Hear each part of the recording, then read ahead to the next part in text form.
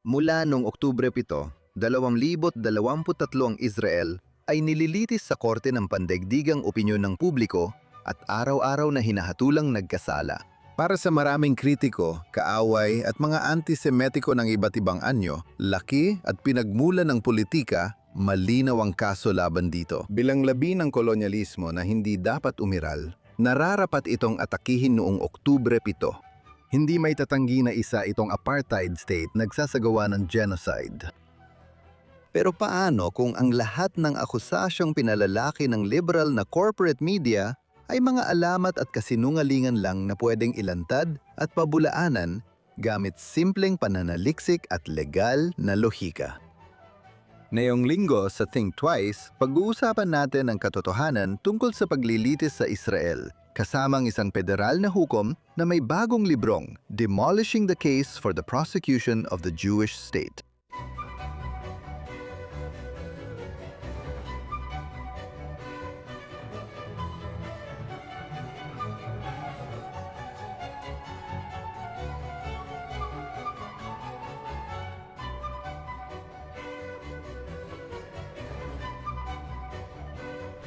Kamusta? At welcome sa Think Twice. Posible bang magsulat tungkol sa kaso laban sa Israel na ginagawa ng mga nais itong wasakin sa isang madaling maintindihan, ngunit sistematikong paraan? Maaring pabulaanan ng mga palagay sa likod ng karamihan sa balita at diskusyon tungkol sa sigalot sa gitnang silangan.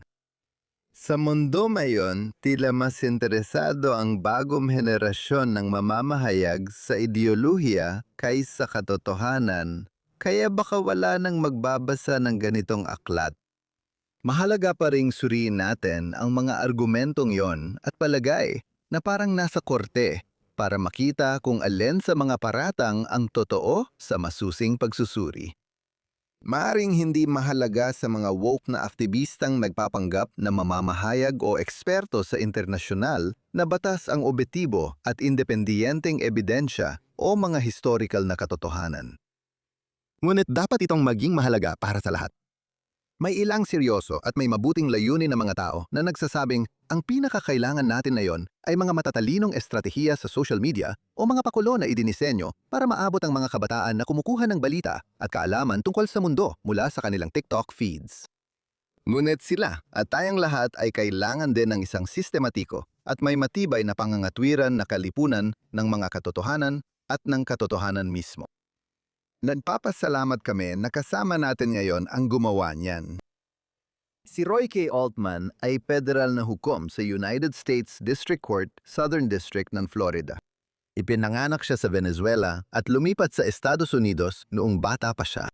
Nag-aral siya sa Columbia at Yale, naging Assistant U.S. Attorney ng 6 na taon, at nag-aboga siya bago italaga bilang federal na hukom noong 2011.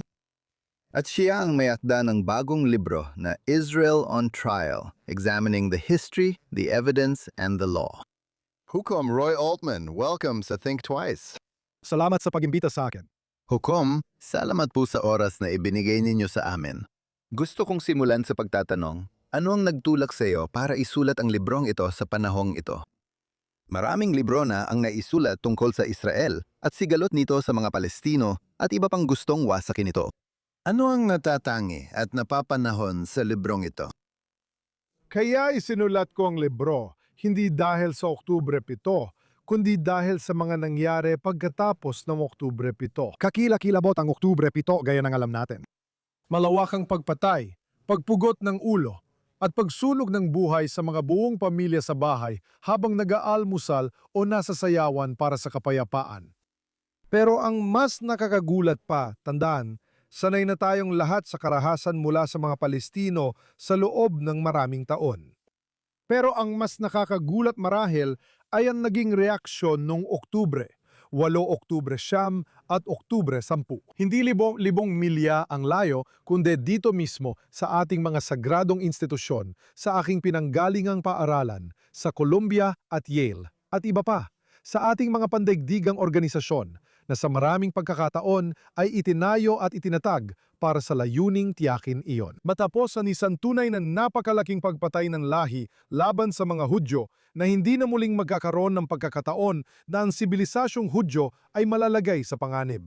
Gayunpaman, nung pinakakailangan natin ang mga institusyong ito sa mahalagang punto ng kasaysayan ng kanluraning sibilisasyon, tumalikod ang lahat ng mga institusyong ito sa mga Hudyo. Kaya't inako ko sa sarili ko na maglakbay sa buong bansa, nagbibigay ng mga talumpate sa halos lahat ng 50 estado, sa mga simbahan ng iba't ibang denominasyon, at sa mahigit 60 na kolehiyo, law school at high school na kampus. Tungkol sa Israel sa nakaraan, masakit na kasalukuyan at pag-asa para sa mas maliwanag na bukas. At napagtanto ko na marami sa mga taong dumadalo sa mga talumpati ko ay mga federal na hukom din pala. Nagsimula ako ng programa para dalhin ang mga federal na hukom mula sa iba't ibang bahagi ng bansa, karamihan hindi Hudyo at hindi pa nakakapunta sa Israel, para makita nila mismo ang nangyayari roon. May isang bagay na talagang nakapagpabago at nakapagbigay ng inspirasyon mula doon. At iyon ay, ang mga hukom na ito ay babalik mula sa kanilang mga biyahe sa Israel at iikot sa kanilang mga estado tulad ng Alabama at Arkansas at Nebraska, binibisita ang kanilang mga paaralan, kolehiyo at simbahan para pag-usapan ang tungkol sa Israel. Nagsalita ako sa Alt Alton Neutral sa Upper East Side ilang linggo na ang nakalipas. Punong-puno yon, siguro mga 300 o 400 tao. May 2 binatang lalaki, hindi Hudyo, lumapit at nagsabi, "Hukom, anong ginagawa niyo dito? Nagko-convert ba kayo o ano?" Sabi nila, hindi. Kailangan ka naming makilala dahil naging clerk kami ng 2 federal na hukom na dinala mo sa Israel. Tinanong nila, "Hukom, anong ginawa mo sa mga hukom namin?" Tinanong ko kung anong ibig sabihin nun. Sabi nila, pagbalik nila mula Israel, nagbago sila. May mga PowerPoint presentation pa silang ipinapanood sa lahat, sa ibang hukom, sa staff ng korte, sa mga law clerk nila at sa mga abogado. At yan ang nakikita ko sa buong bansa. At ngayon, by the way, may sapat ng pera sa foundation para madala ang bawat federal na hukom sa Amerika na gustong pumunta kahit kailan. Pagkatapos, tinawagan ako ng ilang mahistrado ng Korte Suprema mula sa iba't ibang estado at tinanong, bakit may diskriminasyon? Gusto rin naming pumunta sa Israel. Bakit federal na hukom lang dinadala ninyo? Kaya nagsimula ako ng isang programa sa pamamagitan ng iTrek. Yung unang programa ay sa pamamagitan ng World Jewish Congress para sa mga federal na hukom. Ang pangalawang programa ay ang iTrek para dalhin ang mga maestrado ng Korte Suprema ng mga estado. Proud akong sabihin na magdadala kami ng 20 mahistrado ng mga Korte Suprema ng mga estado ngayong Oktubre. Kakabigay ko lang ng talumpate sa Texas Public Policy Foundation, TPPF, sa Austin, Texas, isang kahangahangang organisasyon at punong-puno ito. Hindi, walang mga Hudyo talaga. Karamihan sa miyembro ng Texas Supreme Court ay nasa unahan. Sabi ko, hindi ko kayong lahat isasama sa unang biyahe. Man-jack and poy kayo. Ipinapakita lang nito kung gaano nakaka-inspire at kalaki ang pangangailangan sa mga trip na ito. Ang punto ay sagutin ng direkta ang tanong mo. Sa nakaraang 3 taon, nagkaroon ako ng libo-libong pag-uusap sa mga tao sa bansa tungkol sa Israel. Napantanto ko na ang usapin tungkol sa Israel ay umiikot sa 6 na pangunahing paniniwala ng mga tao tungkol dito. Sa totoo lang, kung aalisin mo ang matinding galit, emosyon at mga tirada, bawat isa sa 6 na yon ay isang legal na usapin sa kaibuturan nito. Kaya naisip ko, bakit hindi ko nalang gamitin ang parehong legal na pamamaraan na ginagamit ng mga hukom, hurado at mga abogado araw-araw sa mga korte at opisina ng batas sa buong bansa. Isa itong subok na pamamaraan na ginagamit na natin sa loob ng daan-daang taon. At ito ay isang pamamaraan na alam nating mapagkakatiwalaan dahil ginagamit natin ito. Pinakamahalaga ang katotohanan sa korte kung saan buhay ng tao ang nakataya. I-apply ito sa 6 na pahayag at tingnan ang mangyayari. Kaya tinawag ang libro na Israel on Trial. Isinailalim natin sa paglilitis ang Israel. 6 na pahayag ang inilatag namin, isa bawat kabanata kaya 6 lahat.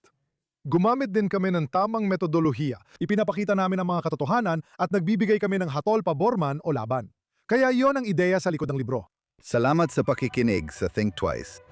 Kung nakikinig ka sa aming podcast o nanonood ng live sa Facebook, X o JNS YouTube channel, paki-like, mag-subscribe sa JNS, i-click ang kampana para sa notification at bigyan kami ng magandang review.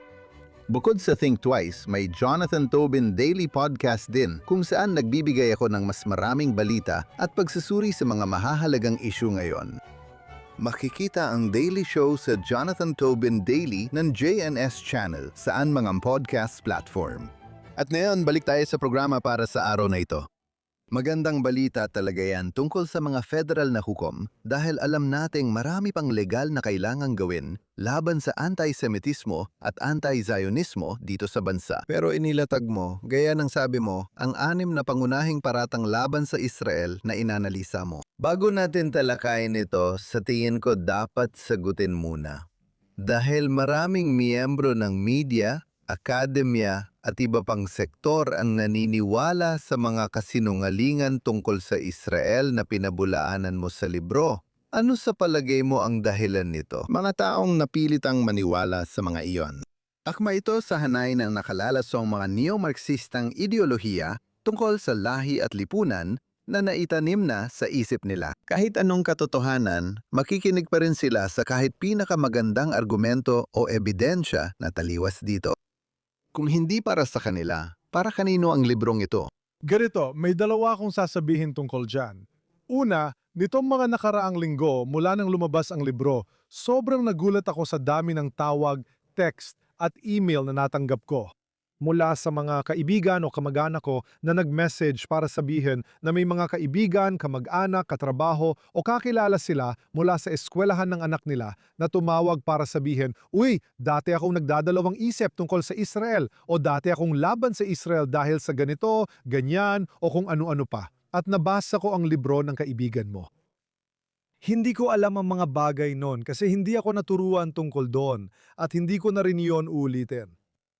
At ang pangalalawang masasabi ko tungkol dyan ay na bagamat maliit lang ang sample na iyon, pero sa nakaraang 2 linggo lang ay tugma ito sa mga nakita ko sa paglilibot ko para magsalita sa buong bansa nitong nakaraang 3 taon.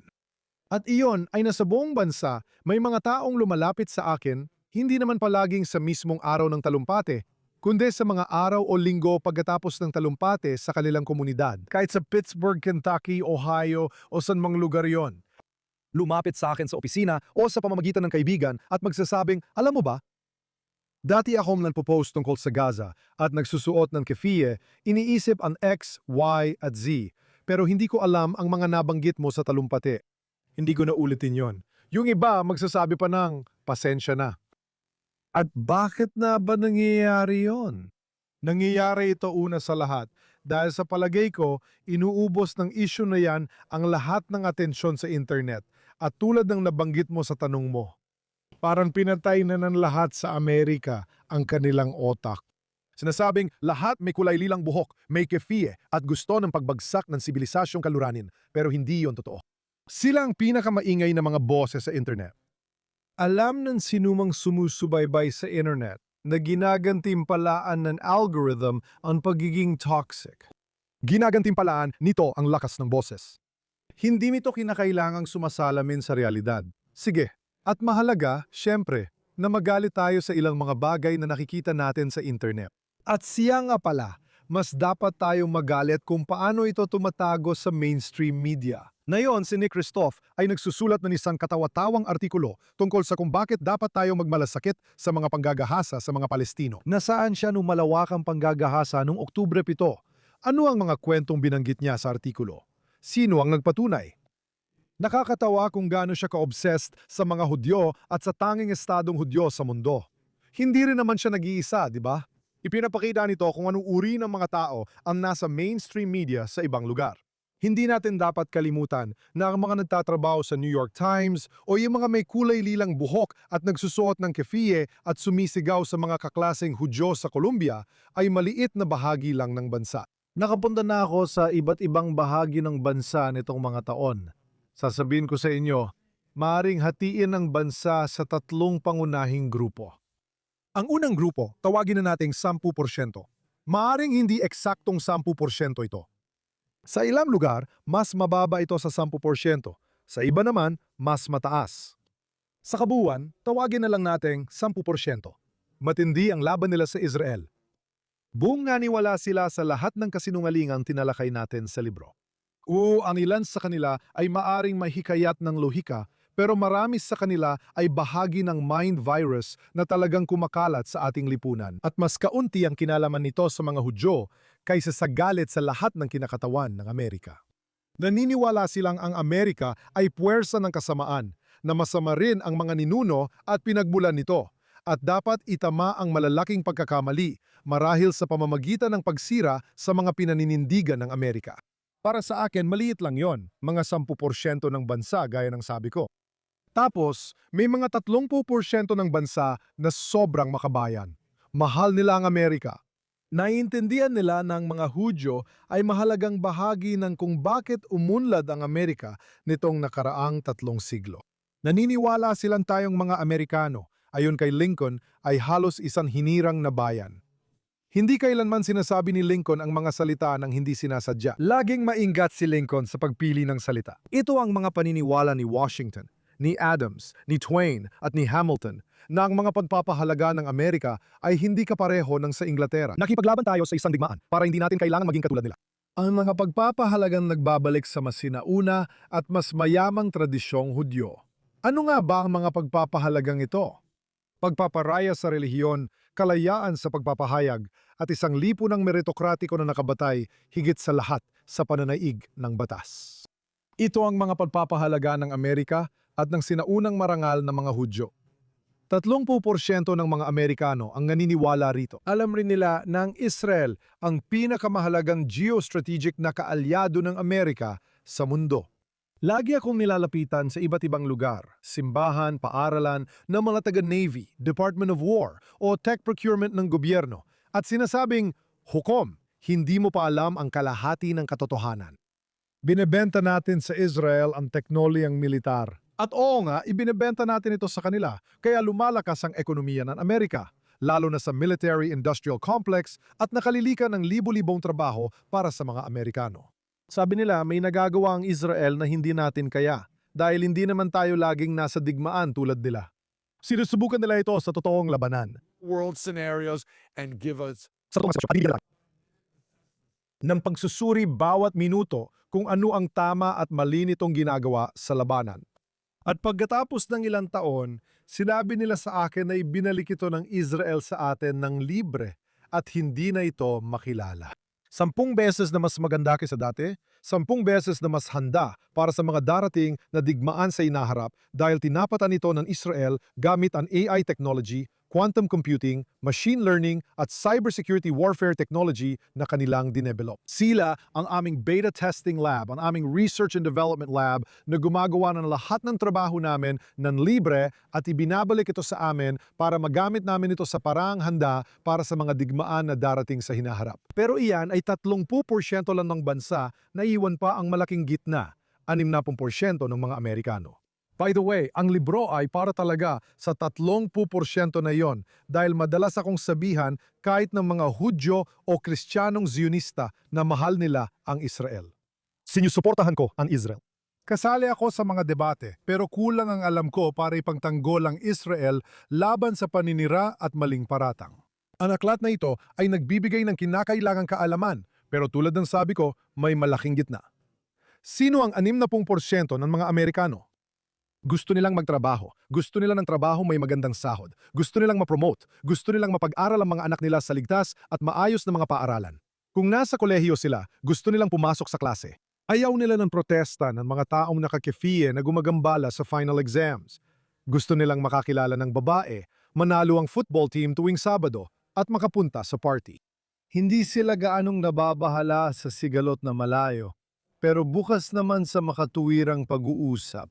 Bukas ang kanilang puso at isipan.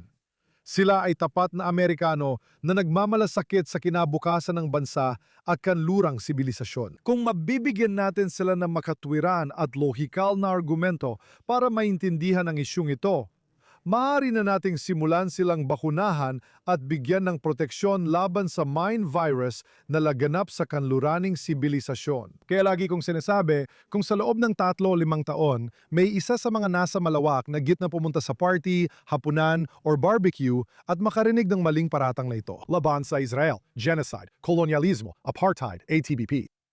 Pwede nilang sabihin sa kaibigan, "Uy, alam mo ba? Narito ang librong ito. Hindi ko talaga gaanong alam ang tungkol dito.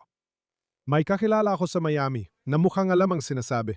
Kunin mo ang libro, basahin ang Kabanata 3, maginuman tayo ng beer at sabihin mo ang opinyon mo. Kung magagawa iyon ng libro, malaki na itong tagumpay."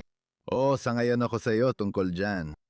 Ngayon, gusto kong lumipat sa una sa 6 na paratang na tinatalakay mo. Sinasabing kolonisador ang mga Hudyo sa Israel. Ipaliwanag mo ang isang legal na konseptong mahalaga sa argumento mo. Ano ang adverse possession at paano ito nakakaapekto sa usapan tungkol sa Israel? Sasagutin ko muna ang unang tanong. Ang issue ng adverse possession, na ang adverse possession ay isang proseso sa batas kung saan kapag ang isang partido ay umukupa sa ari-arian ng ibang tao sa loob ng sapat na mahabang panahon, kadalasan ay mga 7 taon. Sa isang hayag at walang pahintulot ng may-ari na paraan, maaring maging tunay na nagmamay-ari ng ari-arian na iyon ang partido kung natugunan ang ilang mga kondisyon. Walang pantutol mula sa kabilang partido. Napakahalaga niyan. Ang pangalawa ay, hindi mo sila illegal na pinaalis o inagawan ng ari-arian, halimbawa ay tinutukan mo sila ng baril para paalisin sila sa kanilang lupa. Walang gantimpala sa batas para sa mga illegal na gawain. Karaniwan itong nangyayari sa mga aksidenteng sitwasyon. Alam mo yon, tulad ng sa malalaking sakahan sa Ohio na halos walang pumupunta sa malalayong bahagi ng lupa, mga 200 acre ang layo. Sa likod bahay ng gobernador ng Pennsylvania. Oo, tama ka. Pinapastol mo ang mga tupa mo sa lupa ko at matagal mo na itong ginagawa. Hindi namin papayagan na yung isang tao na dapat naging mapagmatsyang sa lawak ng lupa niya ay basta na lang papasok at aagawin sa iyo pagkatapos mong gamitin ito ng 10 o 20 taon. Kaya ang punto dito, syempre, gumagana ito sa 2 paraan, di ba? Ang ibig kong sabihin, ang unang punto ay ang mga Hudyo ang katutubong tao ng lupaing ito. Sige, at paano natin malalaman yon? Alam natin ito dahil may 3 uri ng ebidensya na tinalakay ko sa aking libro at lahat ay nagpapatunay doon. Ang 3 uri na iyon ang tinatawag kong mga bato sa lupa. Mga archaeological na ebidensya libu-libong taon na ang tanda. Ang mga nanirahan sa pagitan ng Ilog Jordan at Dagat Mediteraneo ay mga Hudyo na nagsasalita ng Hebreo, sumusunod sa relihiyong Hebreo ng mga Hudyo at ipinapasa ang mga kaugaliang Hebreo at Hudyo sa pagbibigay ng pangalan sa kanilang mga anak. Ginagawa na nila yon dun sa loob ng libu-libong taon. Pangalawa, mga salita sa pahina, dokumentaryong ebidensya. Kung babalikan ng libu-libong taon, isinulat pa ng mga sinaunang kaaway ng Israel, mahalaga itong pagkuhanan ng 2 legal na aral. Mga prinsipyo mula sa mungkahing ito. Ang una ay binibigyan natin ng dagdag na bigat kapag ang isang pabor na pahayag sa iyong posisyon ay nagmula mismo sa isa sa iyong mga kalaban. Tama ba? Hindi mo dapat asahan na ang kalaban mo ay magsasabi ng makakatulong sa iyo. Kaya kapag ang kalaban mo ay nagsalita ng pabor sa iyo, pinapansin natin ito, tama? Ang pangalawang punto ay binibigyan natin ng espesyal na pansin at kredibilidad ang mga pahayag na ginawa bago pa man lumitaw ang pinag-aawayang issue. Tama ba? Isipin mo, nagkaalitan kayo ng kapitbahay mo, pero 20 taon na kayong magkaibigan. At 18 taon nang nakalipas, may sinabi ka na ngayon ay pabor o mahalaga sa panig ng isa sa inyo. Gusto naming marinig kung ano yung sinabi mo 18 taon na ang nakalipas. Dahil nung sinabi mo yon, hindi mo inakala na magkakaroon ng ganitong alitan. Kaya binibigyan natin ito ng espesyal na kredibilidad. Mahalaga na pag-usapan ng mga bato sa lupa at salita sa pahina. Sa loob ng libu-libong taon, bago pa man nagkaroon ng Zionismo, bago pa man nagkaroon ng tinatawag na Palestino, bago pa man sinakop ng mga Muslim na Arabo ang lupain ng Israel. Noong 639 AD pagkatapos ng labanan sa Yarmouk, ang mga kalaban ng Israel, mga bato sa lupa at mga salita sa pahina ay nagsusulat at nag-uusap tungkol sa kung paano. Ang mga nakatira sa pagitan ng Ilog Jordan at Dagat Mediteraneo ay mga Hudyo na nagsasalita ng Hebreo, sumasampalataya sa relihiyong Hudyo at nagpamana ng mga pangalang Hudyo tulad ng Eliezer, Eliyahu, David at Benjamin sa kanilang mga anak. Bibigyan lang kita ng isang kamanghamangang halimbawa nito. Mayroong isang papyrus scroll na mula 2,400 taon nang nakalipas noong 400 BC. At sinasabi nito kung paano ipinagbawal sa mga Hudyo noong panahong yon ang pagkain ng anumang may pampaalsa mula ika-15 hanggang ika-21 ng Nisan. Iyon ang Pesach, pista ng mga Hudyo na ginugunita pa rin ngayon sa buong mundo, kung saan bawal ang pagkaing may pampaalsa mula ika-15 hanggang ika-21 ng Nisan. Libong taon nang ginagawa ang mga tradisyong ito sa Israel bago pa man nagkaroon ng Islam. Tandaan na ang unang pagbanggit sa Israel sa buong mundo ay nagmula sa isang stele na isinulat ni Merneptah, ang ika-13 anak ni Ramses, paraon ng buong Ehipto, noong 1205 BC. Si Muhammad ay ipinanganak lamang noong 570 AD. Hindi pa umiral ang Islam sa mundo hanggang sa mga taong 610 AD. Hindi sinakop ng mga Muslim ang lupain ng Israel hanggang 639 AD. Ibig sabihin, ang mga Hudyo ay naninirahan at namumuno na sa lupain ng Israel libu-libong taon bago pa man nagkaroon ng Islam sa mundo. At ang ikatlong kategorya ay dugo sa ugat. At ito ay ebidensya ng DNA.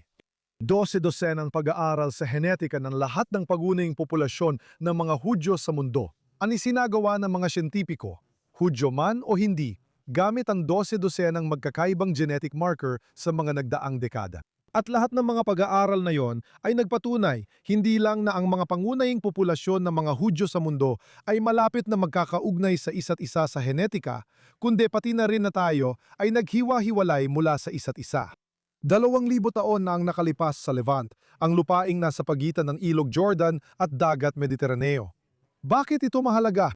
Kapag may ebidensya ka, maganda na yon. 2 ebidensya, mas maganda yon. Pero kapag 3 magkakaibang ebidensya na hindi magkakakilala at hindi nag-usap tungkol sa kanilang mga kwento ay nagtutugma, doon tayo nagsisimulang magkaroon ng matibay na konklusyon. Ano ang patunay ng mga bato sa lupa at salita sa pahina? Na noong 70 AD, 2,000 taon na ang nakalipas, gaya ng ipinapakita ng ebidensya ng DNA, si Titus ng Roma, ang anak ni Vespasian, ang emperador, na siya ring naging emperador pagkamatay ng kanyang ama, ay sinakop ang Jerusalem, winasat at sinunog ang templo na itinayo ng mga Hudyo doon, at ipinatapon ang populasyon ng mga Hudyo, o malaking bahagi nito, sa iba't ibang panig ng mundo. Kaya nabuo ang mga diaspora na kumalat sa buong mundo, na kinukumpirma ang ipinakita ng DNA sa atin. Oo, tingin ko matibay na kaso yon at mahalaga.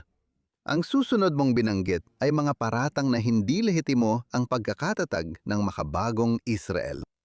Para sa akin, ang isyu ng pagiging lehitimo at legalidad ay hindi natin naririnig tungkol sa alinmang ibang bansa sa mundo.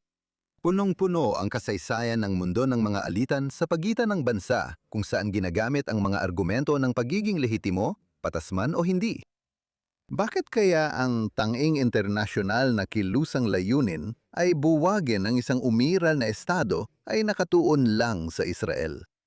Ano ang sinasabi nito tungkol sa diskusyon na nakatuon lang sa pagtanggi sa mga karapatan ng mga Hudyo na kinilala na ng internasyonal na forum isang siglo na, ngunit tila hindi ito mahalaga sa karamihan ng mga sangkot sa internasyonal na batas? Totoo, mahalaga ang puntong yan dahil madalas hindi naiintindihan ng mga tao ng Israel ay isang medyo matandang bansa na.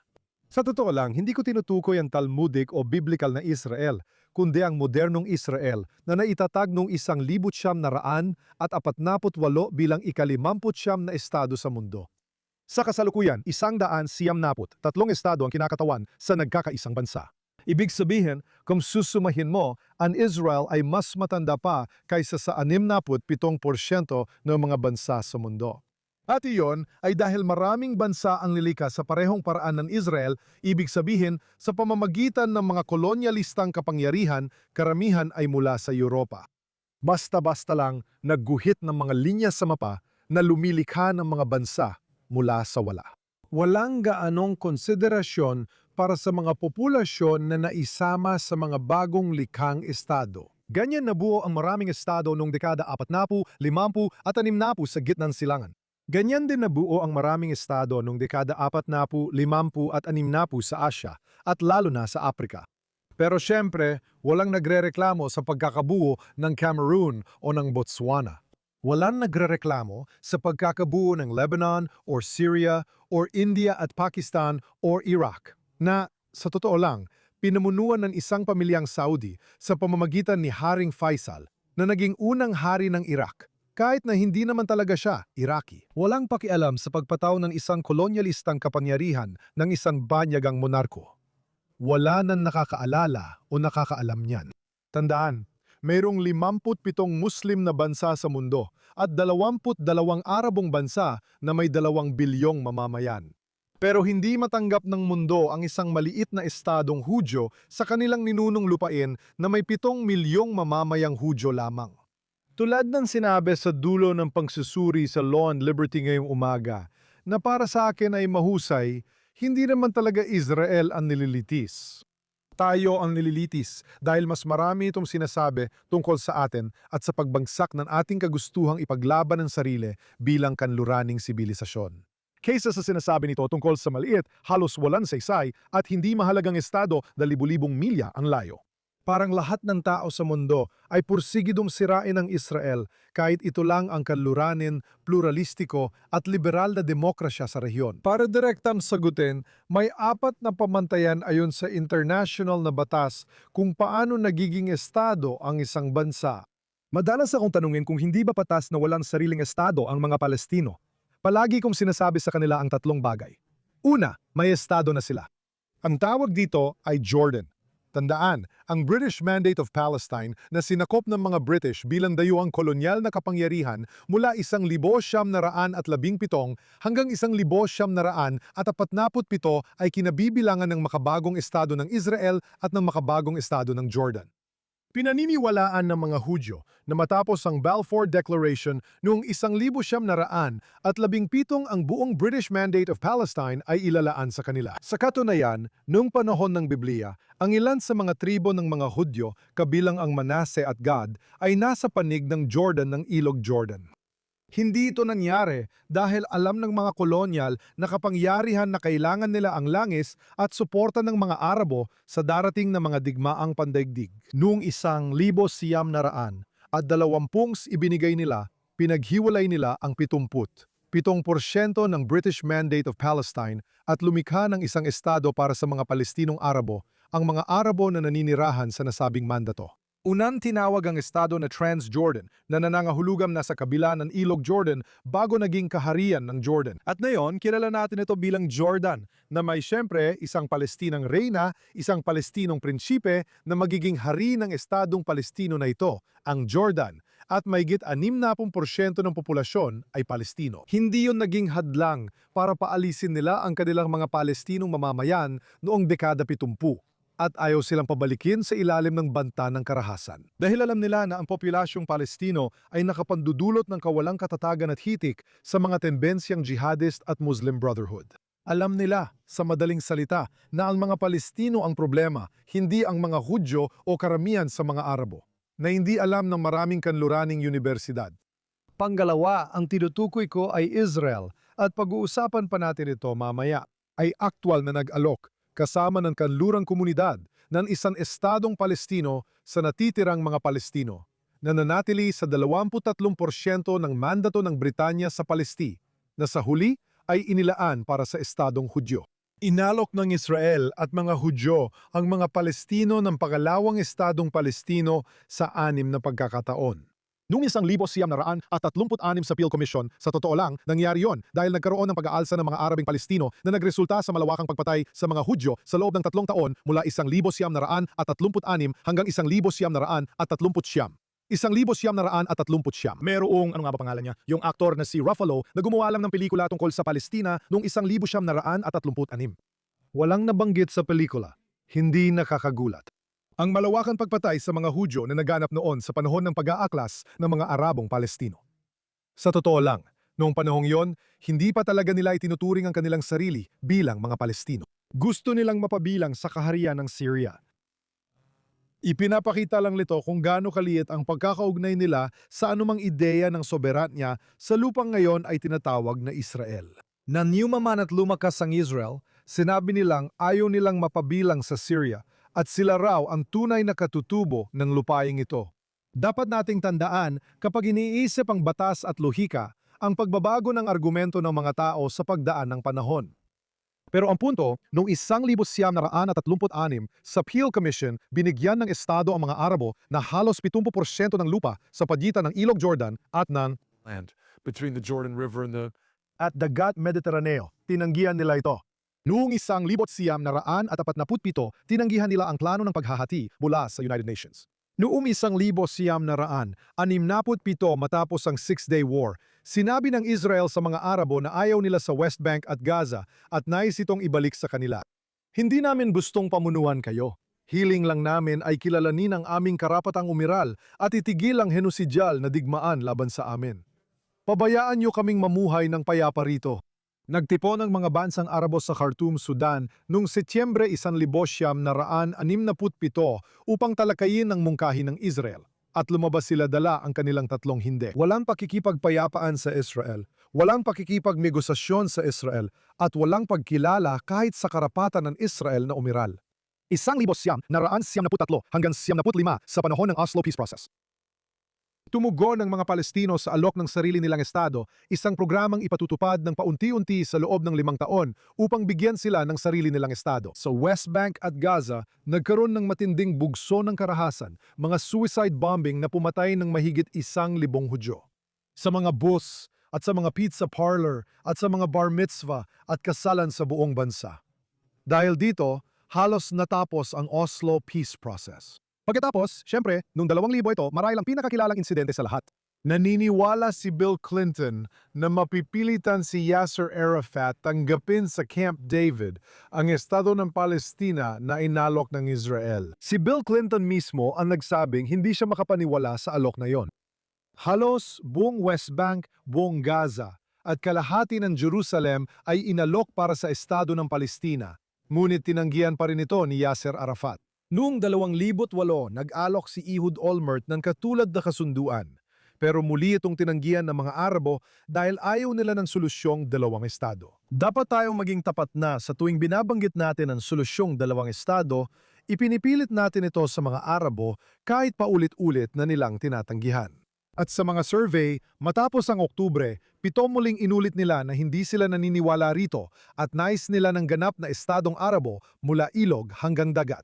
Sa Arabe, hindi mula sa ilog hanggang dagat magiging malaya ang Palestina ang sinasabi. Iyan ang jingle na inimbento nila para sa mga walang muwang na estudyante sa kolehiyo sa Amerika. Sa wikang Arabe, ang parirala ay mula ilog hanggang dagat, magiging Arabo lamang ang Palestina. At iyon ay dahil gusto nila ng isang ganap na estadong Arabo na walang mga Hudyo rito. Kaya ang pangatlong sinasabi ko, kapag pinag-uusapan natin ang international na batas at mga estadong bansa, may tinukoy ang mga antropologo at linguista na halos 7,000 bansa sa mundo, pero gaya ng sabi ko, 193 lang ang mga estado. Ibig sabihin, mahigit 78% ng mga sambayanan sa mundo ngayon ay walang sariling estado, kasama ang mga Palestino. Hindi na rin ito nakakagulat dahil mahirap magtayo ng sariling estado. May 4 kang kailangang pamantayan. Ano ang 4 na pamantayan? May tiyak ka bang populasyon? Kaya mo bang makipag-ugnayan sa ibang bansa? May sentral at epektibong pamahalaan ka ba? Pang-4, malinaw ba ang mga hangganan mo? Ang irony dito, syempre, ay ang estado ng Israel ay natugunan ang lahat ng 4 na salik nung ito ay itinatag noong 1948 at natutugunan pa rin ito bawat segundo ng bawat araw mula 1948 hanggang ngayon. Ngunit, merong mahigit 140 bansa sa buong mundo na ngayon ay kumikilala sa isang di umano'y estadong Palestino sa Judea at Samaria, ang West Bank at Gaza. Kahit na hindi nito natutugunan ang kahit 2 sa 4 na salik na yon, wala itong malinaw na hangganan. Maraming kanluraning bansa na kamakailan lang kumilala sa estadong Palestino ang tumangging tukuyin ang mga hangganan nito dahil alam nilang wala itong tiyak na hangganan. Pangalawa, mas mahalaga, kahit may malinaw silang hangganan, wala silang iisa at sentralisadong pamahalaan lalo pa ang isang epektibo. Nahati na rin na yon ang Gaza sa dalawa. Bahagi nito ay pinamumunuan ng Hamas na walang alinman sa mga bansang ito ang gustong makitang namumuno sa mga Palestino kahit sila lang ang may kaunting mandato mula sa tao. Pinamumunuan ng hukbong Israeli ang kabilang bahagi at wala ring bansa, pati Israel, ang gustong makitang mamahala sa mga Palestino. Nahati rin ang Judea at Samaria o West Bank. Pinamumunuan ito ng autoridad ng Palestina, isang luma, tiwali, lubusang hindi epektibo at hindi popular na pamahalaan na ayaw mismo ng mga Palestino na kumatawan sa kanila. Bahagi nito ay pinamumunuan ng pamahalaang Israeli at sa 140 bansa sa mundo, wala ni isa ang gustong mamuno sa mga Palestino. Sa halip na isang epektibong pamahalaan, may tatlong magkakahiwalay na pamahalaan ng mga Palestino na walang lehitimasyon o bisa. Ngayon, tulad ng sinabi mo, ang susunod na paratang na sinasagot mo sa libro ay tungkol sa pagkakaroon ng sariling estado ng mga Palestinong Arabo. Mahalaga talaga ang ginawa mo na balikan ang kasaysayan kung bakit wala pang estadong Palestino ngayon tulad sa iyong libro.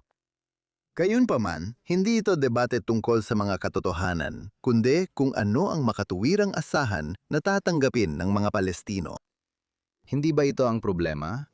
Hindi naman talaga tungkol sa kasaysayan ng paulit-ulit na tanggi ng mga Palestinong Arabo sa alok ng estado. Tungkol ito sa paniniwalang hindi makatuwiran hilingin sa kanila na mamuhay ng mapayapa kasama ang estadong Hudyo, kahit saan iguhit ang hangganan nito. Lagi natin itong napag-uusapan tungkol sa mga Palestinong nasa Judea at Samaria, tama? Pag-uusapan natin ito kapag napunta tayo sa tanong tungkol sa apartheid na sa tingin ko ay susunod na. Paano ito naging patas? Ayon sa mga tao, may mga checkpoint ng militar sa Judea at Samaria na kailangan daanan ng mga Palestino para makalipat sa ibang bayan o nayon. At sinasabi ko sa kanila, wala nang ibang mas gustong tanggalin ang mga checkpoint kundi ang mga Israeli. Ako mismo ay may kamag-anak ng nobyo ay napatay ng isang babaeng Palestinong suicide bomber sa isa sa mga checkpoint na ito, na nagpasabog ng sarili niya at pinatay siya kasama ang sarili niya at ilan pang iba. Taon-taon, ipinapadala ng mga inang at amang Hudyo ang kanilang mga anak kahit nanganganib na mamatay sa mga pag-atake ng terorista, pananaksak, pamamaril at pambobomba sa mga checkpoint na ito. Walang may gusto nito sa Israel pero kinakailangan ng mga ito dahil sa nakita natin sa Gaza.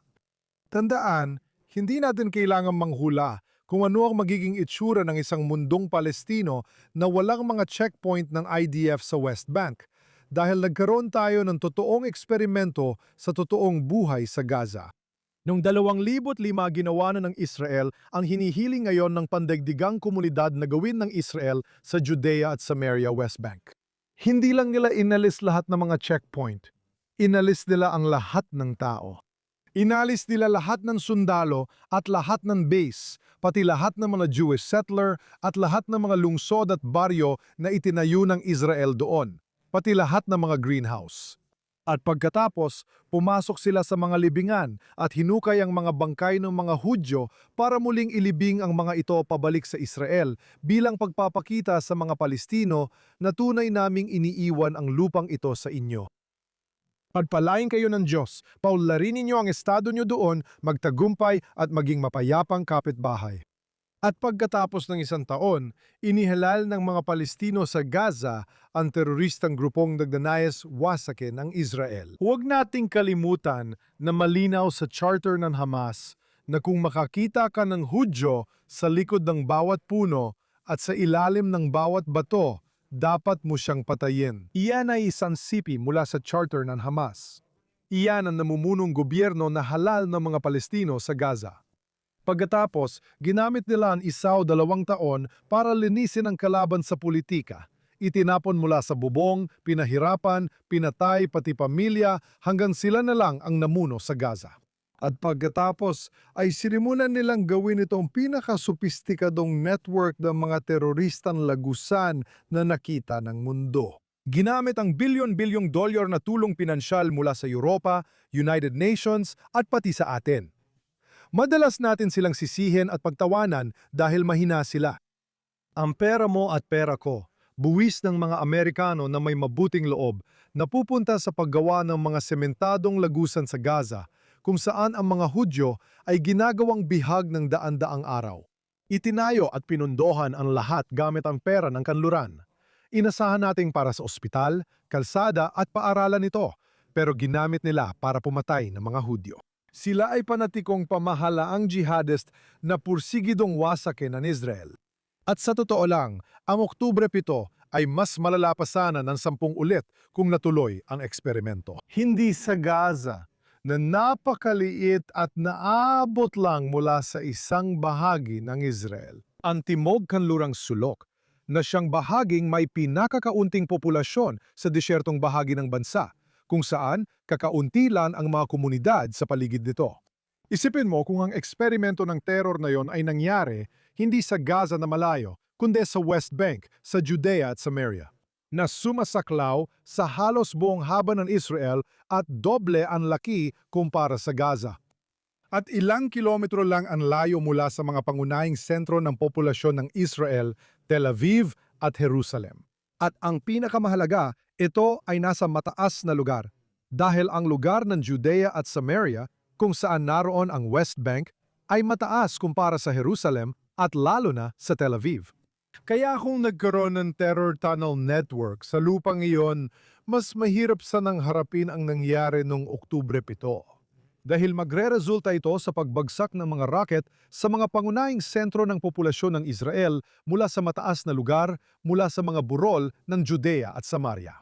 Walang mas gustong magtanggal ng mga checkpoint kundi ang Israel. Pero hindi rin kayang alisin ito ng mga Israeli dahil nakita natin ang ginagawa ng mga Palestino kapag walang IDF checkpoint, tulad ng nangyari noong Oktubre 7. Oo, sa tingin ko tama yan. At parang inunahan mo na rin ang susunod na paratang sa libro na tungkol sa tinatawag na okupasyon ng Gaza noong ika-6 ng Oktubre 2023. Hindi talaga ang mga faktong nabanggit mo ang issue dito, kundi kung bakit naging tanong pa ito, gayong nakita ng lahat na umatras ang Israel mula Gaza sa bigong tangkang muling pasiglahin ang proseso ng kapayapaan. Tulad ng sabi mo, bago Oktubre 7, tinuturing itong open-air prison.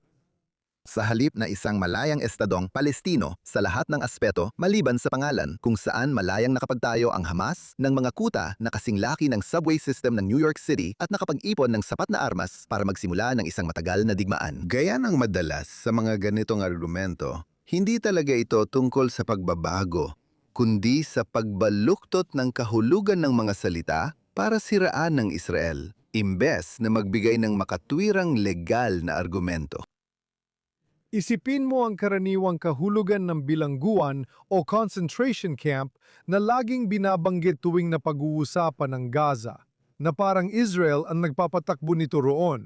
A prison or concentration camp. Mga nakakatawang pahayag ito, tama ba? Ang pangunahing katangian ng bilangguan o concentration camp ay ang mga bilanggo ay kailangang humingi ng pahintulot sa tagapamahala bago gumawa ng kahit ano. Be able to do. Who to Kung maaari ba silang mapakasal, kung maaari ba silang makipagtalik, kung maaari ba silang magsimula ng negosyo, kung maaari ba silang magkaroon ng ari-arian, kung maaari ba nilang ipamana ang ari-arian sa kanilang mga anak. Lahat ng mga bagay na ito, syempre, kasama na kung maaari ba nilang basahin ang sulat, manood ng telebisyon o umalis. Lahat ng mga ito ay maigpit na kinokontrol ng tagapamahala ng alinman sa concentration camp o ng kulungan. Pero gaya ng sinabi ko, umalis ang Israel sa Gaza ng tuluyan noong 2005. Kaya noong Oktubre 7, wala ng mga Israeli saan man sa Gaza. Wala nang kailangang hingan ng permiso ang sinumang Palestino para gawin ang mga iyon. Kung ang mga Palestino ay napigilang ipamana ang kanilang mga ari-arian sa kanilang mga anak o bumili ng lupa o magtayo at magpalago ng negosyo, ito ay dahil lamang sa kanilang mga tagapagbantay mula sa Hamas. Ang tunay na tagapagbantay ng Gaza ang pumigil sa kanila na gawin yon. Sa katunayan, ito ang pinakamahalagang punto sa lahat. Pagkatapos ng ika-7 ng Oktubre tulad ng dati, ngunit naging kapansin-pansin pagkatapos, nakita natin ang isang kakaibang pangyayari sa Gaza na sumasalungat kahit sa pinakamahinang ideya na ang Gaza ay maaring naging isang kampo ng konsentrasyon ng mga bilanggo. At ito ay ganito. Ang pangunahing katangian ng isang bilangguan at kampo ng konsentrasyon ay hindi pinapayagang umalis ang mga bilanggo. Tama ba? Ang layunin ay panatilihin silang nakakulong sa loob. At palaging ang tagapamahala ng bilangguan o kampo ng konsentrasyon ang may tungkulin na pigilan silang makalabas. Pero isa sa mga nakita natin pagkatapos ng ikapito ng Oktubre ay ang Israel at sa ilang pagkakataon pati Amerika ay nakiusap sa pandaigdigang komunidad na payagan ang mga sibilyang Palestino na umalis para mailayo sila sa panganib. Para rin malabanan ng Israel ang Hamas ayon sa sarili nitong mga kondisyon sa bukas na larangan ng hindi na kailangang mag-alala sa hindi kailangang pagkasawi ng sibilyang Palestino. At hindi Israel ang gustong manatili sila. Ang pandaigdigang komunidad ang may gusto nito. Siyempre, ang Hamas mga kaalyadong Arabo nito sa reyon at pati mga Europeo.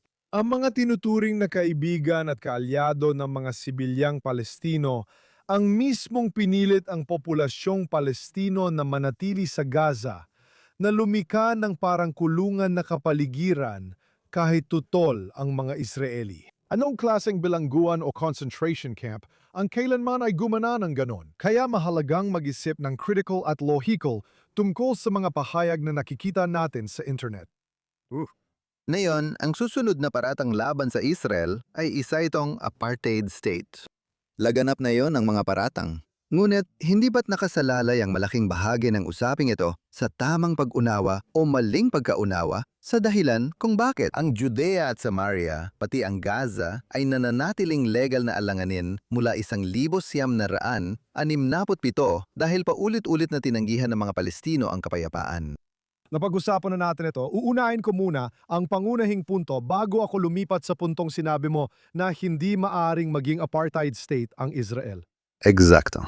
Dahil 20% hanggang 21% ng populasyon nito ay Muslim o Arabo at pareho lang ang mga karapatan nila gaya ng mga mamamayang Hudyo. Pwede silang bumili ng lupa, ipamana ito sa kanilang mga anak. Pwede silang magtayo ng negosyo at marami na ang may negosyo. Kung bibisita ka sa Abu Ghosh, Jaffa o Nazareth, makikita mong mga Arabo ang may-ari ng mga restauran, shopping center at nagtatrabaho bilang mga abogado at doktor sa mga klinika at nagdarasal 5 beses sa araw sa estadong Hudyo ng Israel. May Arabong Muslim na mahistrado sa Korte Suprema ng Israel. Ang mga Arabong hukom ay laganap sa sistemang hudikatura ng Israel. Maging ang mga Arabong abogado ay laganap sa sistemang legal ng Israel.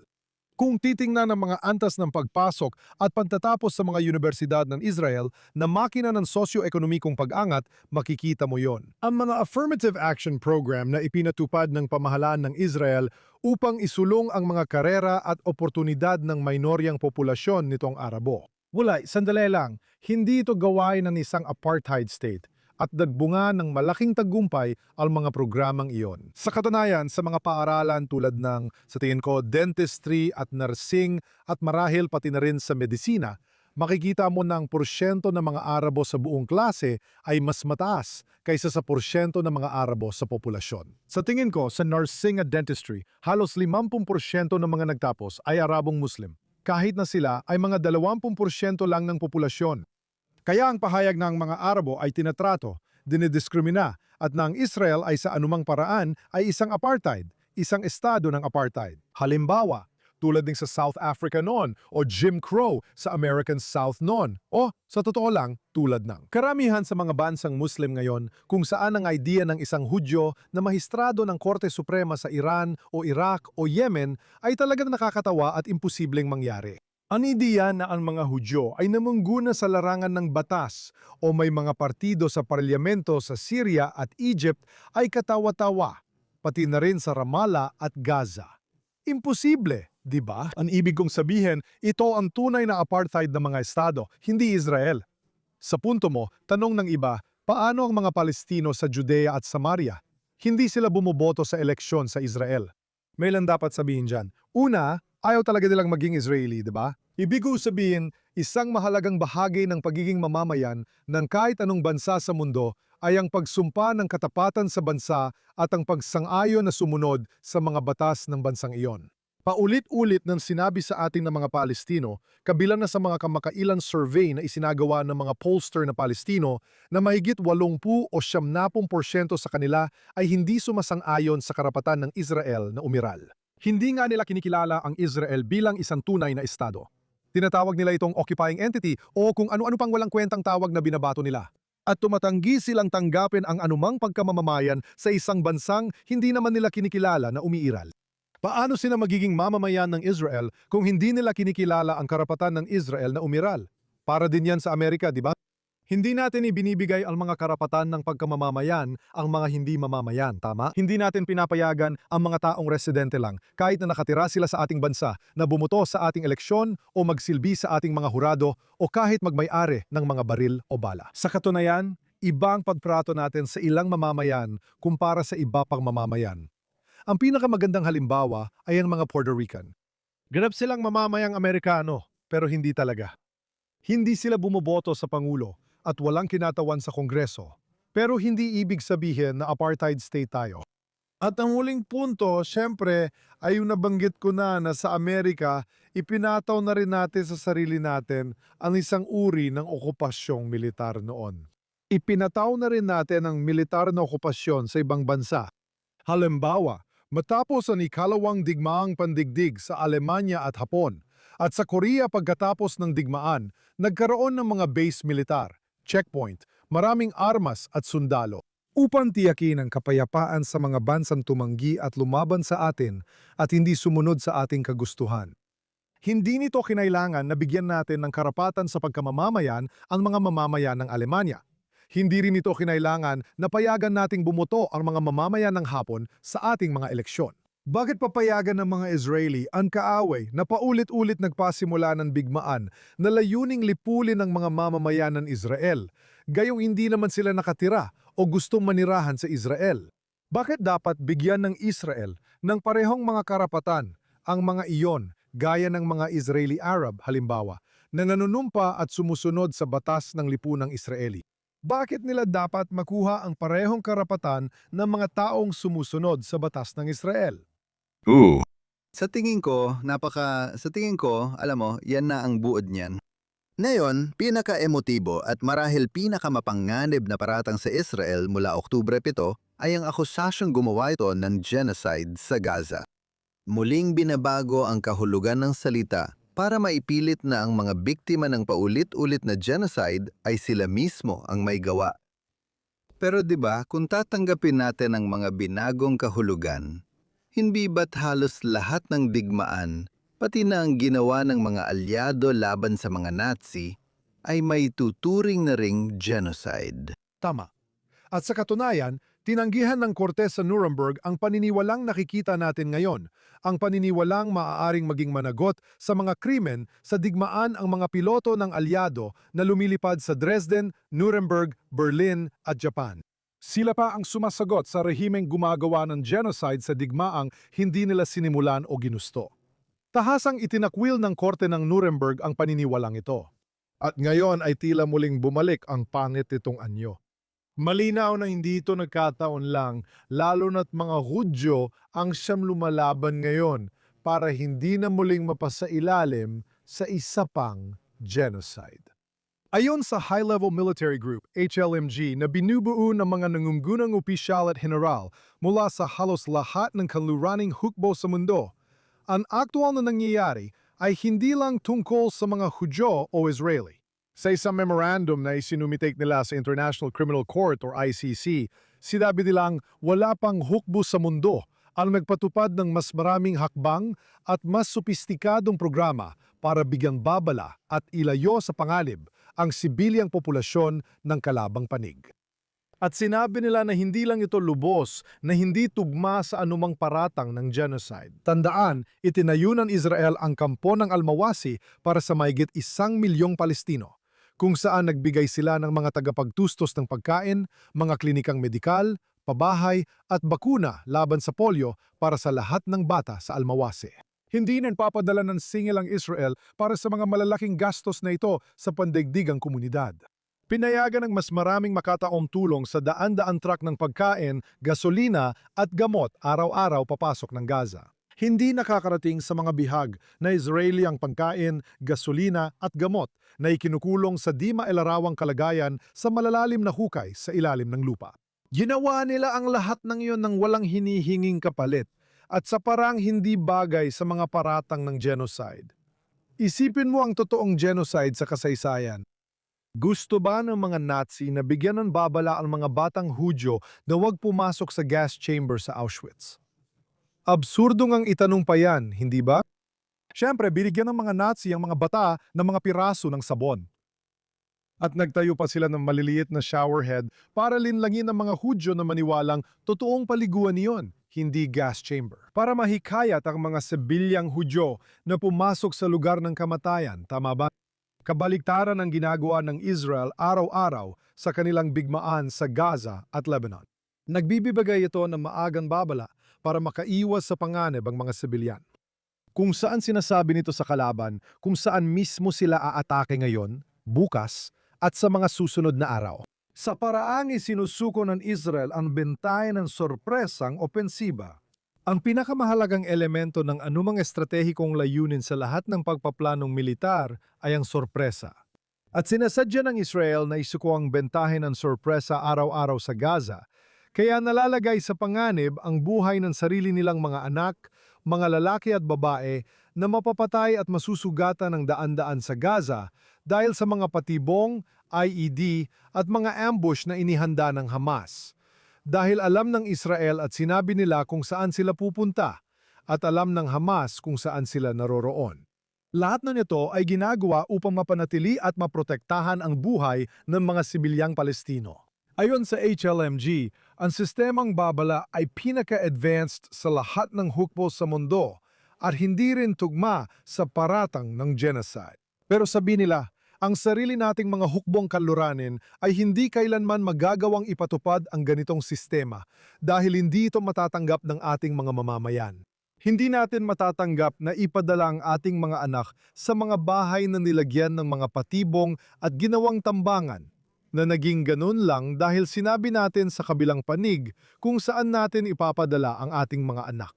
At gayon pa man, ang bansang mas nagsikap na protektahan at ingatan ang mga inosenteng sibilyang Palestino ay siya ring bansa na dinadala sa mga pandaigdigang hukuman dahil sa mga maling at katawatawang paratang ng genocide.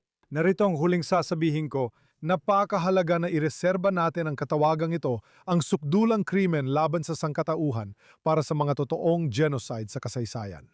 Dahil sa hinaharap, maaring tingnan ng mga hukbo sa labanan ang halimbawa ng Israel at sabihin, teka, gumastos ang Israel ng daan-daang milyong dolyar para gumawa ng mga kampo, magbigay ng bakuna at maghatid ng makataong tulong. Nawalan sila ng daan-daang anak na lalaki at babae na nagdulot ng malaking pinsala sa lipunang Israeli para bigyang babala ang sibilyang populasyon sa panig ng mga Palestino, pero inakusahan pa rin silang genocide. Kaya bakit hindi nalang laktawan lahat yon? Makatipid tayo sa pera, makapagligtas ng mga buhay, at maiwasan ang pagkakawatak-watak sa lipunan. Bombahin na lang natin ng walang pinipili gamit ang mga sandatang nuklear o kung ano paman. At oo, aakusahan pa rin tayo ng genocide. Pero aakusahan naman talaga tayo ng genocide kahit ano pang gawin natin. Mas mabuti pa makatipid na lang tayo ng pera at sakit ng loob. Iyan ang panganib kapag ginagamit natin ang salitang genocide para sa mga digmaan na hindi naman talaga pasok sa legal na kahulugan ng salitang iyon. Totoo yan. Ngayon, sa huli, hindi ba't ang usapang ito ay nauuwi sa pangunahing pag-unawa na ang anti-Sionismo ay anti-Semitismo rin? Walang duda tungkol dyan. Tama. At siguro ang tanong ko sa iyo ay, bakit mo sa tingin maraming tao sa loob ng komunidad ng mga Hudyo at pro-Israel na nag-aatubiling tanggapin na ito talaga ang pinag-uusapan sa debating ito? Nabubuhay tayo sa lipunang kahit anong sabihin ng tao, agad silang inaakusahan na anti-mahirap, anti-lahi, anti-kababaihan o iba pa. Naging sobrang sensitibo ang mga tao sa pagtawag ng makitid ang isip, kaya nawalan ng saysayang salita. Pareho lang ito sa salitang genocide. Kapag inaakusahan mo ang lahat na racist o lahat ay inaakusahan na ganito o ganyan o anti-Semitiko, nawawala na ng kahulugan ang salita. Kaya tama lang na mag-ingat ang mga tao sa kung paano nila tinatawag ang mga bagay.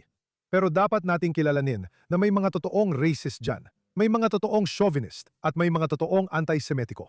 At ganito lang yan, may dalawang mahalagang bagay na dapat tandaan. Lahat ng ito ay tinalakay sa libro. Ang unayan kasaysayan ng anti-Zionismo ay nagsimula pa noong ika-19 na siglo. Nung una, marami talagang pangunahing taga-suporta at nagpasimula ng anti-Zionismo. Minahal nila ang anti-Zionismo dahil ito ay laban sa mga Hudyo. Naunawaan nila ang pangakit, lalo na sa Unyong Soviet at bagong Estadong Arabo noong gitna ng ika-20 siglo na ang anti-Zionismo ay talagang laban sa mga Hudyo. Was anti-Jewish. Kaya ang ideya ngayon ay, noon kasi, uso ang pagiging laban sa mga Hudyo, tama ba? May Holocaust, may Unyong Soviet na laban sa mga Hudyo at mga unang Estadong Arabo na puno ng anti-Semitismo at nagtuturo ng maling aklat tulad ng Protocols of the Elders of Zion at iba pang huwad na babasahin. Doon, positibo para sa kanila ang anti-Zionismo dahil laban ito sa mga Hudyo at tanggap at nauunawaan iyon ng lahat. Ipinapakita rin ng libro ang mga pahayagan, magasin at radyo na inuugnay ang anti-Zionismo sa galit sa mga Hudyo. Sa panahon ngayon, dahil sa Holocaust at dahil sa kung gaano nakaintegrado ang mga Hudyo sa kaluraning sibilisasyon, ang pagiging anti-Semitiko ay, sa ilang bahagi ng lipunan, sa malaking bahagi ng lipunan, ay hindi na uso, tama ba? Ngayon, ang gustong maging anti-Zionista ay kailangang magsikap To destroy, to divide this. upang paghiwalayin ang makasaysayan koneksyon at malapit na ugnayan ng anti-Zionismo at anti-Semitismo. Kailangan nating kilalanin na ito ay isang makasaysayan at sa katunayan ay definisyonal na anakronismo. Heto ang pangalawang punto. Ito ang pinakamahalagang punto. Ito iyon. Kapag pumupuna tayo sa gobyerno ng Estados Unidos o sa mga pulisya gaya ng healthcare, dapat nating kilalanin na hindi ito laban sa Amerika. Bakit?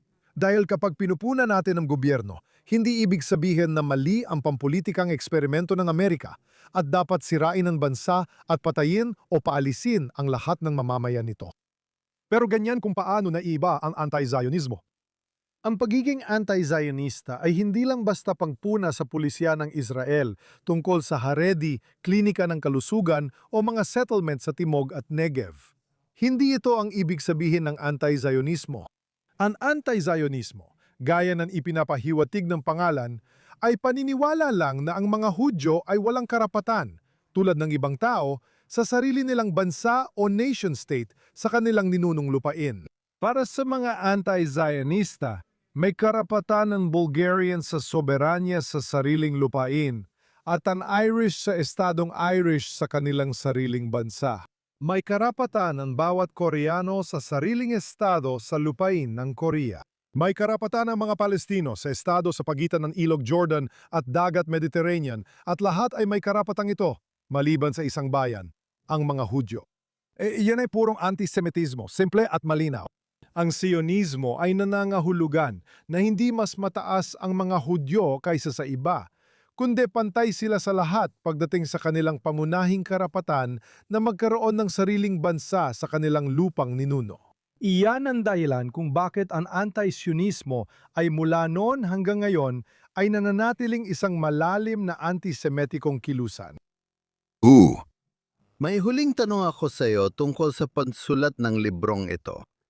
Habang ginagawa mo ang mahusay na pagsisikap para tugunan ang mga paratang laban sa Israel, may natutunan ka ba tungkol sa kasaysayan, mga legal na precedent, o sa digmaan laban sa mga Hudyo na ikinagulat mo? O kaya naman sa mga naging reaksyon sa libro? May natutunan ka ba o nagulat ka rin? Nagulat talaga ako sa reaksyon ng mga tao sa libro. Gaya ng sabi ko, nakatanggap ako ng 12-12 ng tawag at email mula sa mga taong nabago ang pananaw dahil sa libro. Malaking karangalan para sa akin ang suportang natanggap ko para sa libro. Kakapanayam ko lang si Dr. Kadas, presidente ng Torah University, at sa tingin ko, sinabi niya iyon. Nakapagbasa na siya ng daan-daang libro tungkol sa Israel at ito raw ang pinakamahusay o isa sa mga pinakamahusay na librong nabasa niya tungkol sa Israel. Nagpapakumbaba at natutuwa akong marinig ang papuri niya at ng iba sa librong isinulat ko na mahalaga sa akin, ngunit di ako sigurado kung may magbabasa nito. Pero pagdating sa nilalaman, isa sa mga bagay na labis na ikinagulat ko ay ang isa sa mga pangunahing tema ng libro ay naging isa sa mga subtema nito nang mapansin ko ito.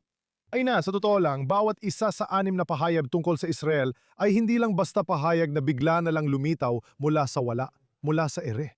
Bawat isa sa mga pahayag ay talagang mahusay na binuo upang magsilbing salamin sa pagdurusa ng mga Hudyo. Sa totoo lang, bawat pahayag ay matindi at makapangyarihan dahil binabaligtad dito ang isang realidad na talagang naging biktima ang mga Hudyo. Pagkatapos, sa makasaysayan pagsisikap na paliitin ang pagdurusa ng mga Hudyo, para itong larong pambata na hindi ako, ikaw, na ibinabato sa mga Hudyo. Halimbawa, totoong naging biktima ng genocide ang mga Hudyo.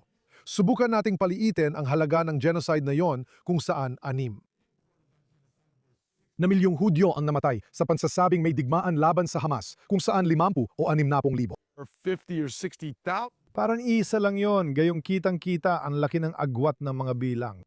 May tunay na apartheid sa gitnang silangan. Tulad ng napag-usapan, hindi ang mga Hudyo ang gumagawa nito, kundi ang mga Arabo laban sa mga Hudyo. May tunay na settler colonialism sa buong gitnang silangan na yon. Pinalayas ng mga Arabong Muslim ang daan-daang katutubo nang sakupin nila ang gitnang silangan at hilagang Aprika noong ika-7 at ika-8 siglo AD. Mga Amazigh ng hilagang Aprika, Berber, Zoroastrian, Persiano, Kurdo, Rohingya, Yazidi at iba pa gaya ng Druze. Ngunit ang mga Hudyo na siyang mga katutubong tao ng lupain, ang tinatawag na mga settler colonialist. At syempre, nariyan ang usapin ng pagiging lehitimo na natalakay na natin dati. These countries around the world, Ang mga bansang ito sa buong mundo ay nagsasabing hindi lehitimo ang Israel kahit na natutugunan ng Israel ang lahat ng 4 na elemento ng Montevideo Test, habang kinikilala naman nila ang Estadong Palestino bilang lehitimo kahit na malinaw na hindi pumapasa ang Estadong Palestino sa Montevideo Test. Makikita mo kung paano binabaliktad ng bawat pag-aangkin ng realidad at parang salamin na ipinapakita ang aktwal na ginagawa laban sa mga Hudyo. Mahusay talaga ang ganitong pagmamarket. Hindi ko rin ito napansin agad hanggang magsimula akong magsulat ng libro. Oh, magandang pagkakasabi mo dyan. Hukom Altman, maraming salamat sa pagsama sa amin ngayon. Lubos kong inirekomenda ang iyong libro sa ating mga tagapanood. Kahanga-hanga at mahusay itong akdang legal at historical. Paano makukuha ng mga manonood at tagapakinig ang kopya nito? Mabibili na ulit ito sa Amazon at iba pang tindahan ng libro dahil na-restock na kami para sa ikalawang pag-imprenta. Pwede kayo pumunta sa Amazon, Barnes & Noble, Books A Million o sa lokal na tindahan ng libro. Magandang marinig yan. Gusto rin namin pasalamatan ng ating mga tagapakinig. Huwag kalimutang tumutok araw-araw sa Jonathan Tobin Daily Edition na mapapakinggan ninyo sa anumang podcast platform na ginagamit ninyo. O kung nakikinig kayo sa amin sa isa sa mga iyon, o pinapanood kami ng live sa Facebook o X o sa JNS YouTube channel, paki-like at mag-subscribe sa JNS.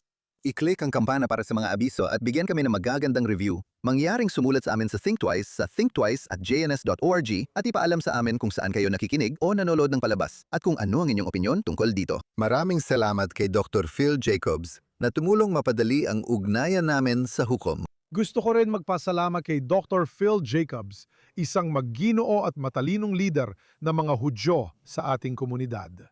Oo, at sa maraming taga-suporta ng JNS na tumulong palalimin ang ating ugnayan sa komunidad. Tandaan, patuloy na magbasa at mag-isip para sa sarili mo. Magkikita tayo sa susunod na linggo.